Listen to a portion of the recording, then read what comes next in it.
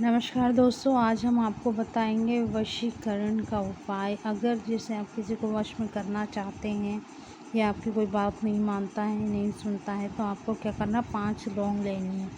याद रखिए, आपको लौंग फूल वाली ही लेनी है। ये फूल है, आपको 5 लौंग फूल वाले लेकर अपने शरीर में, यानी जहाँ पसीना आता है, आपको इसको एक रुमाल में बांध के वहाँ रख लेना है।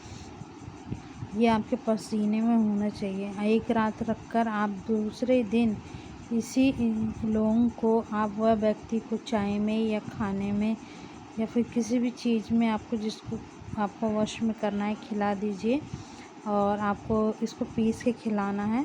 और अगर आप ये लगातार 2 से 3 बार करते हैं तो आप खुद ही रिज़ल्ट देखेंगे कि आपको कितना अच्छा रिज़ल्ट मिला है।